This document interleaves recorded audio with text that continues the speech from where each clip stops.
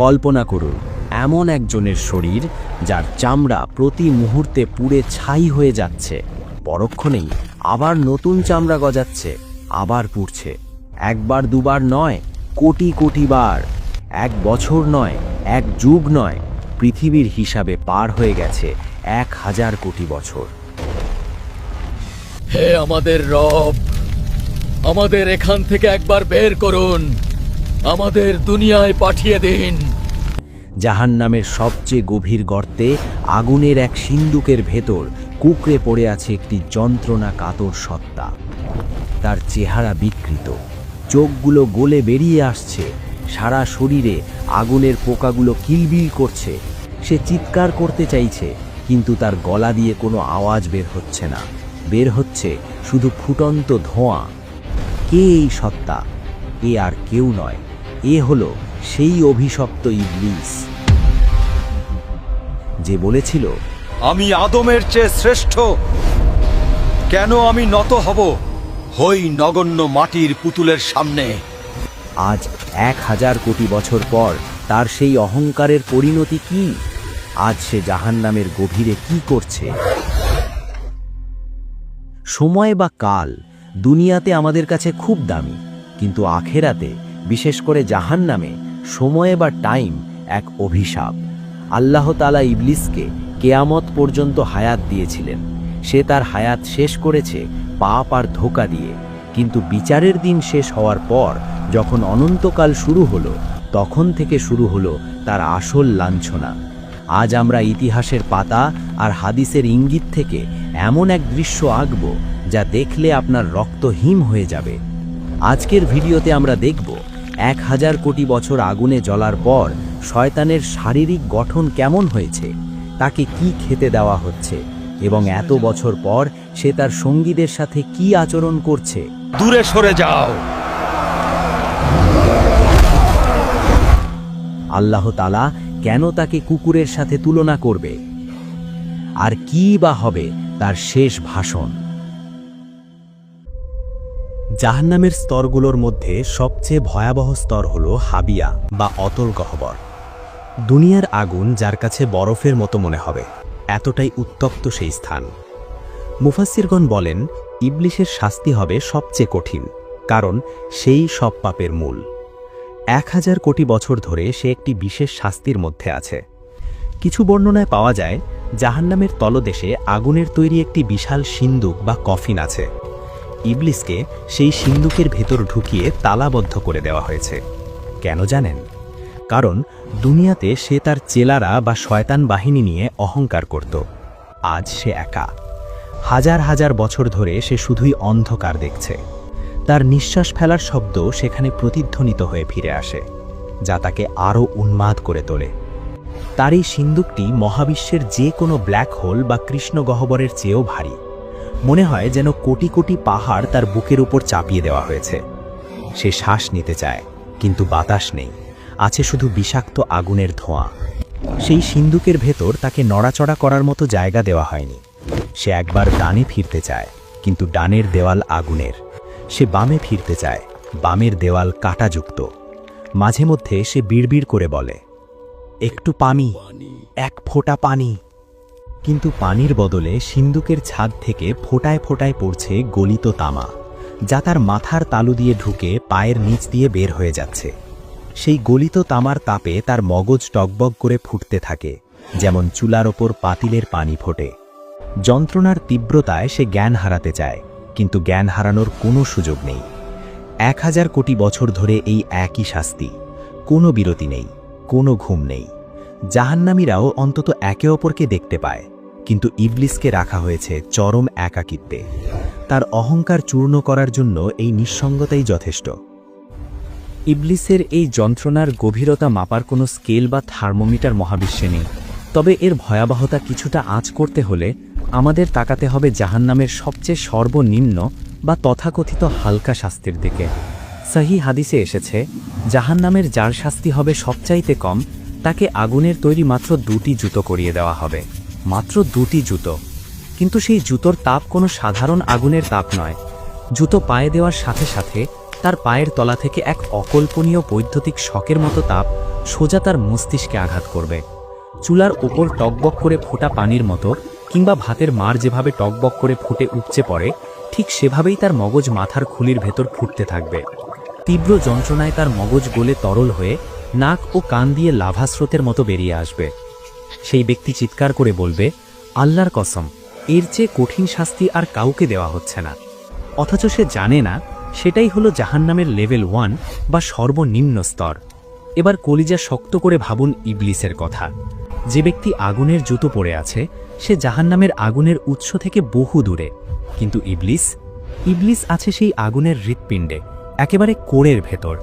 বিজ্ঞান বলে সূর্যের ওপরের তাপমাত্রার চেয়ে কেন্দ্রের তাপমাত্রা কোটি গুণ বেশি।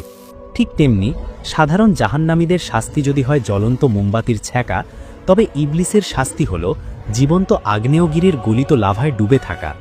পৃথিবীর শুরু থেকে শেষ পর্যন্ত যত পাপ হয়েছে, যত খুন, যত ধর্ষণ, যত শিরক, তার সবগুলোর কমিশন বা ভাগ ইবলিসের কাঁধে জমা হয়েছে।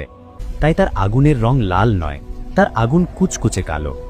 সর্বনিম্ন শাস্তির ওই ব্যক্তি যদি ইবলিসের শাস্তির এক ফোঁটাও অনুভব করত, তবে সে মুহূর্তেই ভস্ম হয়ে যেত। ইবলিস প্রতি ন্যানোসেকেন্ডে এমন দাহন সহ্য করছে যা পৃথিবীর সমস্ত পারমাণবিক বোমা একসাথে বিস্ফোরিত হলেও তৈরি করা সম্ভব নয়।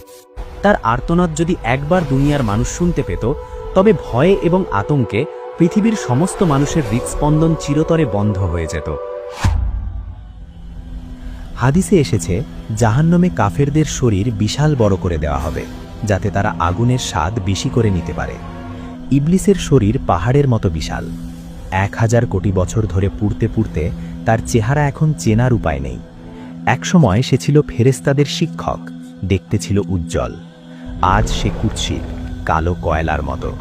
তার শরীর থেকে এমন দুর্গন্ধ বের হচ্ছে যে যদি তা দুনিয়াতে আসত, তবে পৃথিবীর সব প্রাণী সেই গন্ধে মারা যেত। তার চোখের পাপড়িগুলো পুড়ে গেছে বহু আগেই। এখন চোখের কোটর থেকে আগুনের লাভা গড়িয়ে পড়ছে, যা তার গালের মাংস গলিয়ে দিচ্ছে। সে হাত দিয়ে মুখ ঢাকতে চায়, কিন্তু তার হাতগুলো কয়লার মতো শক্ত হয়ে অবশ হয়ে আছে। তার ক্ষুধা, কোটি বছর না খেয়ে থাকার পর তার পেটের ভেতরটা জ্বলছে। সে ক্ষুধার জ্বালায় চিৎকার করছে। তখন ফেরেশতারা তাকে টেনে নিয়ে যায় জাক্কুম গাছের নিচে। ইবলিস সেই কাঁটাযুক্ত ফল চিবিয়ে খেতে বাধ্য হয়। যেই ইবলিস দুনিয়াতে মানুষকে হারাম খাবার, মদ আর সুদের লোভ দেখাতো, আজ তার গলায় আটকে আছে জাক্কুমের কাঁটা। কাঁটাগুলো তার গলার ভেতর ছিঁড়ে ফেলছে। সেই কাঁটাগুলো পেটের ভেতর গিয়ে আগুনের গোলার মতো জ্বলতে থাকে। মনে হয় যেন পেটের ভেতর হাজার হাজার বিষধর সাপ দংশন করছে। সে গিলতে পারছে না, আবার খেলতেও পারছে না। সে চিৎকার করে বলছে, পানি, পানি দাও, কলিজা ফেটে গেল। তখন তাকে দেওয়া হয় হামিম, ফুটন্ত টকবগে পানি। সেই পানি মুখের কাছে নিতেই তার মুখের মাংস খসে পড়ে যায়। কিন্তু তৃষ্ণার জ্বালায় সে সেই আগুনের পানিই পান করে, আর পান করার সাথে সাথে তার নাড়িভুঁড়ি গলে পায়খানার রাস্তা দিয়ে বের হয়ে যায়। সে নিজের গলে যাওয়া নাড়িভুঁড়ির দিকে তাকিয়ে থাকে। সেগুলোকে আবার পেটের ভেতর ঢোকাতে চায়, কিন্তু পারে না। এক অসহ্য দৃশ্য। ভাবুন তো, একবার পেট গলে বের হয়ে যাওয়ার পর আল্লাহ আবার তাকে আগের মতো সুস্থ করে দেন। কেন? যাতে আবার নতুন করে শাস্তি শুরু করা যায়। চামড়া জোড়া লাগার সেই দৃশ্য আরও বেশি ভয়ানক। সুস্থ হওয়ার পর সে এক মুহূর্তের জন্য স্বস্তি পায় না, বরং দ্বিগুণ ভয়ে কুঁকড়ে যায়, কারণ সে জানে এখনই আবার আযাব শুরু হবে। এভাবেই কেটে গেছে 1000 কোটি বছর। তবে সবচেয়ে মর্মান্তিক দৃশ্যটি ঘটে তখন, যখন যন্ত্রণার চরম সীমায় পৌঁছে ইবলিস সরাসরি তার রবের সাথে কথা বলার চেষ্টা করে। পবিত্র কুরআনের সূরা আল মুমিনুনে আল্লাহ জাহান্নামীদের এই শেষ ফরিয়াদের কথা উল্লেখ করেছেন। 1000 কোটি বছর পর, সব অহংকার ধুলোয় মিশে যাওয়ার পর, ইবলিস এবং তার অনুসারীরা শেষবারের মতো আকাশের দিকে তাকায়। ইবলিস মনে করতে পারে বহু কোটি বছর আগে সে এই আল্লাহর ইবাদত করত। সে ভাবে হয়তো দয়াময় আল্লাহ একবারের জন্য তার দিকে তাকাবেন। সে তার বিকৃত গলায় বুক ভাঙা আর্তনাদ নিয়ে চিৎকার করে ওঠে, রব্বানা আখরিজনা মিনহা। আল্লাহ, আমার কথা শুনুন। আমি জানি আমি পাপ করেছি, কিন্তু আপনার রহমত কোথায়? আমাকে মুক্তি দিন। হে আমাদের রব, আমাদের এখান থেকে একবার বের করুন, আমাদের দুনিয়ায় পাঠিয়ে দিন। আমরা আর পাপ করব না, আমরা নেক কাজ করব। যদি আবার পাপ করি তবে আমরাই জালিম। পুরো জাহান্নাম নিস্তব্ধ হয়ে যায়। সবাই অপেক্ষা করে উত্তরের জন্য। ইবলিস ভাবে তার পুরনো ইবাদত হয়তো আজ কাজে আসবে, কিন্তু না। মহাবিশ্বের মালিক মহান আল্লাহ তখন এমন এক ধমক দেন যা জাহান্নামের আগুনের চেয়েও বেশি যন্ত্রণাদায়ক। আল্লাহ বজ্রকঠিন স্বরে বলেন, ইখসাউ ফিহা ওয়ালা তুকাল্লিমুন। চুপ থাক। কুকুর যেমন ধিক্কৃত হয়ে পড়ে থাকে, তেমনি তোরা জাহান্নামে পড়ে থাক, আর কোনোদিন আমার সাথে কথা বলবি না। লা তুকাল্লিমুন, আমার সাথে কথা বলবি না। এই একটি বাক্য ইবলিসের বুকের ভেতরটা চূর্ণ বিচূর্ণ করে দেয়। সে বুঝতে পারে তার এবং আল্লাহর মাঝখানের সম্পর্ক চিরতরে শেষ। আল্লাহর রহমতের দরজা পার্মানেন্টলি সিলগালা করে দেওয়া হয়েছে। এই প্রত্যাখ্যানের কষ্ট আগুনের কষ্টের চেয়ে লক্ষ গুণ বেশি। এরপর থেকে ইবলিস আর কোনোদিন আকাশের দিকে তাকানোর সাহস পাবে না। সে শুধু পশুর মতো গোঙাবে। মাঝে মধ্যে আল্লাহ তাকে সিন্দুক থেকে বের করে জাহান্নামের সাধারণ কয়েদিদের সামনে আনেন। এটা তার শাস্তির আরেকটা অংশ, অপমান বা লাঞ্ছনা। যখন জাহান্নামের অধিবাসীরা ফেরাউন, নমরুদ, আবু লাহব এবং দুনিয়ার পাপী মানুষরা ইবলিসকে দেখতে পায়, তখন তারা পাগলের মতো হয়ে যায়। এই সব তোর জন্য ইবলিস। হঠাৎ ভিড় থেকে একজন চিৎকার করে ওঠে, ওই তো সেই শয়তান যার ধোকায় পড়ে আমি আজ এখানে। তাকে ধর, তাকে ছিঁড়ে ফেল। জাহান্নামীরা তাদের নিজেদের শাস্তি ভুলে গিয়ে ইবলিসের ওপর ঝাঁপিয়ে পড়ে। তারা তাকে কামড়াতে থাকে, তার শরীরের মাংস ছিঁড়তে থাকে। দূরে সরে যাও। তারা চিৎকার করে বলে, তোর কারণেই আমরা আল্লাহর রহমত থেকে বঞ্চিত হয়েছি। তাদের আক্রোশ দেখে মনে হয় তারা ইবলিসকে চিবিয়ে খেয়ে ফেললেও তাদের রাগ কমবে না।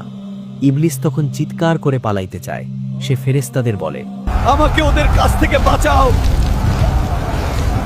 আমাকে আবার আগুনে ফেলে দাও। দুনিয়াতে যারা তাকে বস বা নেতা মানত, আজ তারা তাকে কুকুরের মতো ছিঁড়ে খাচ্ছে। 1000 কোটি বছর পর তার কোনো বন্ধু নেই, কোনো সাথী নেই।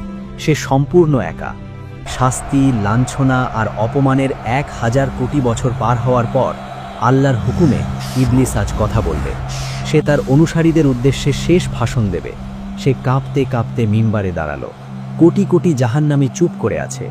আগুনের শো শো শব্দ ছাড়া আর কোনো শব্দ নেই। সবাই অপেক্ষা করছে, হয়তো ইবলিস কোনো সুসংবাদ দেবে। কিন্তু ইবলিস যা বলল তা ছিল তাদের কফিনের শেষ পেরেক।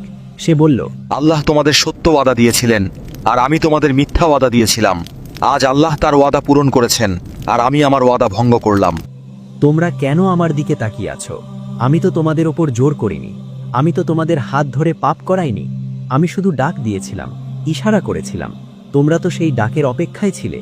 তোমরা তো চাইতেই পাপ করতে। তাই আজ আমাকে দোষ দিও না, নিজেদের দোষ দাও। আজ আমি নিজেও বাঁচতে পারছি না, তোমাদের কিভাবে বাঁচাবো? কি নিষ্ঠুর বাস্তবতা! এই কথা শোনার পর জাহান্নামীদের আশা চিরতরে নিভে গেল। তারা বুঝতে পারল এই 1000 কোটি বছর ছিল মাত্র শুরু। অনন্তকাল এভাবেই চলতে থাকবে। ভাষণ শেষ। ফেরেশতারা আবার ইবলিসের গলায় আগুনের বেড়ি পরিয়ে দিল। তাকে আবার সেই লোহার সিন্দুকের দিকে টেনে নিয়ে যাওয়া হচ্ছে। সে জানে আগামী 1000 কোটি বছর তাকে আবার সেই সিন্দুকে একা থাকতে হবে।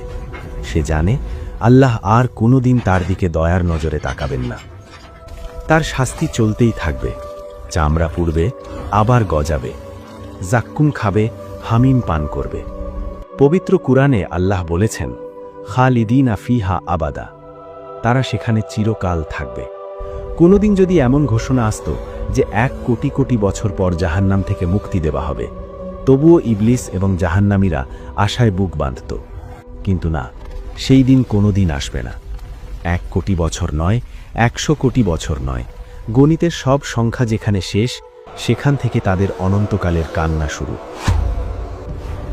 শারীরিক যন্ত্রণার চেয়েও কোটি গুণ বড় এক মনস্তাত্ত্বিক ঝড় তখনও বাকি। ইবলিসের মনে 1000 কোটি বছর ধরে একটা চোর পুলিশ খেলার মতো ক্ষীণ আশা লুকিয়েছিল। সে ভাবত হয়তো 1 কোটি বছর কিংবা 100 কোটি বছর অথবা 1000 কোটি বছর পর হলেও আমার মৃত্যু হবে। মৃত্যু হলেই তো সব শেষ, আর কোনো ব্যথা নেই, আর কোনো আগুন নেই। এই মৃত্যু নামের মিথ্যা আশাটাকে বুকের ভেতর লালন করেই সে এতকাল বেঁচেছিল। কিন্তু সেই শেষ আশার প্রদীপটি নিভে যাওয়ার দিনটি হবে তার অস্তিত্বের সবচেয়ে ভয়ঙ্কর দিন। বিচার দিবসের শেষে জান্নাতি এবং জাহান্নামীদের মাঝখানের প্রাচীরে ফেরেশতারা একটি ধূসর রঙের দুম্বাকে উপস্থিত করবেন। হঠাৎ পুরো জাহান্নাম নিস্তব্ধ হয়ে যাবে। জান্নাতি এবং জাহান্নামী উভয় দলই শ্বাস বন্ধ করে তাকিয়ে থাকবে। ফেরেশতারা বজ্র কণ্ঠে প্রশ্ন করবেন, তোমরা কি একে চেনো?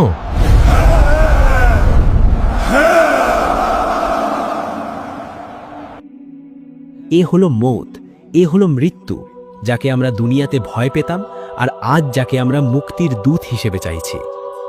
জাহান্নামীদের চোখে তখন চকচকে আশা।